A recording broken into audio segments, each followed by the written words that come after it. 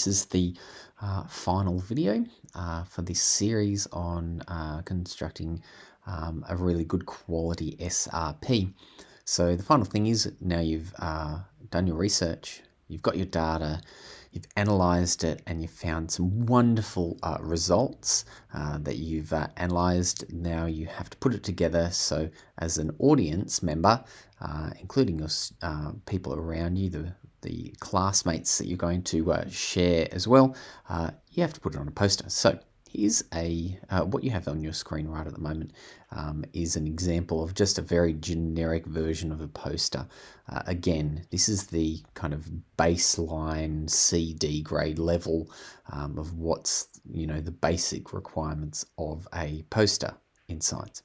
So the abstract, if you look up here, the abstract actually is the only thing that you really don't need. In your marking scheme, you don't get any extra, you don't get a better grade for having an abstract. If you have time to put one in, that's great. If you don't worry about it. And also, without that abstract, it gives you a lot more space for this introduction, because that's quite a small area for your introduction. So I should expect a nice big title over on the left-hand side, an introduction, and then right at the bottom, an aim and a hypothesis, usually one line and one line.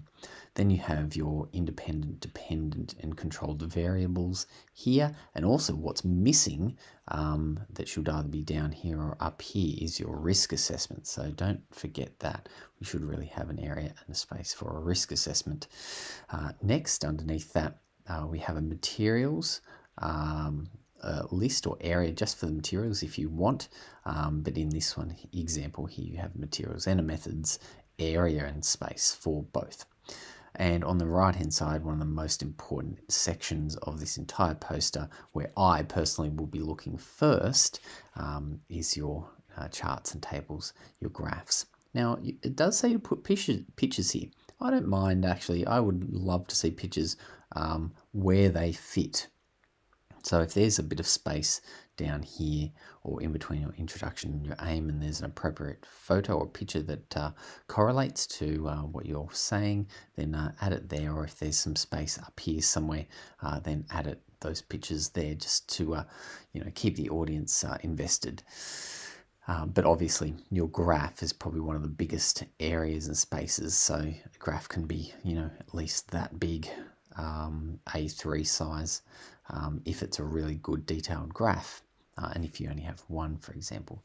Then this area here, conclusion bibliography, really should be quite small, would be like that size really, and your discussion will take up most of this component, probably at least 2 pages worth kind of put together in one section.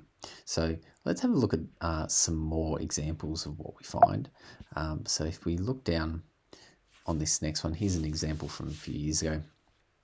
So first, a nice, really big title draws the audience in because of that massive title. Also draws the audience in because it's got a really nice solid black background, and it's shiny and shimmery, and those colors relate to the title. So here they've decided they had a bit of time, so they put an abstract in. That's fine.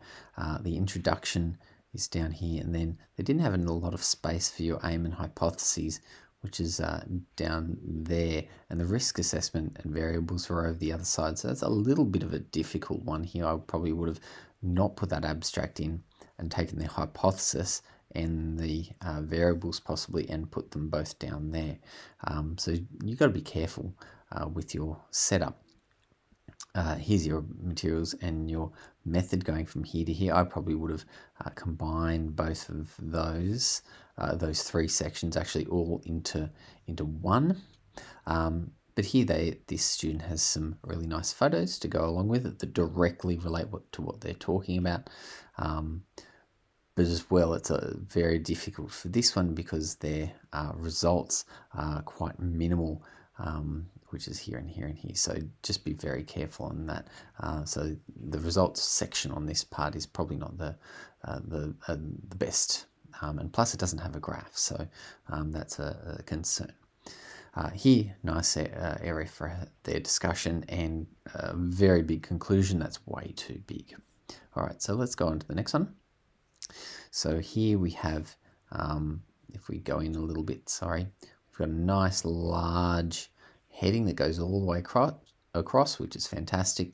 My eye is automatically and initially is drawn straight into this really interesting picture here and beautiful graphs right in the middle. So again, it draws the reader's eye to the most important things, which is nice big colorful graphs and some images.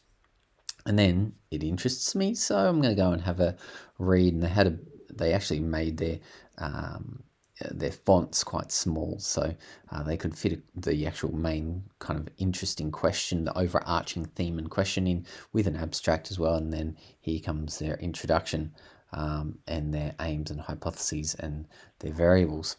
And then there's materials, methods, results over here. Quite a small table, but hey, that's quite good because the table is there if we need it. But here, the most interesting thing is lots and lots of different results, not of the same thing. You don't want to redo your results just in a different graphical format.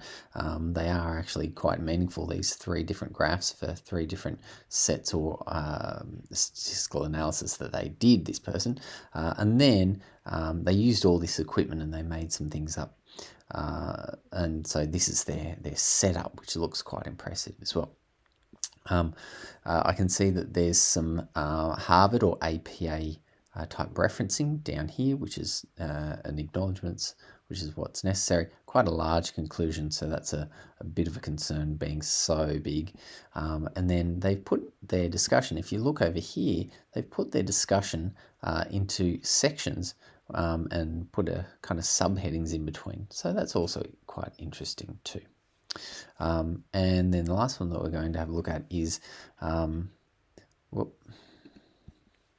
we go in a little bit, there we go. So this one here, you've got a nice big heading there. This is a maths type question that they're composing and they're asking. So there's some really interesting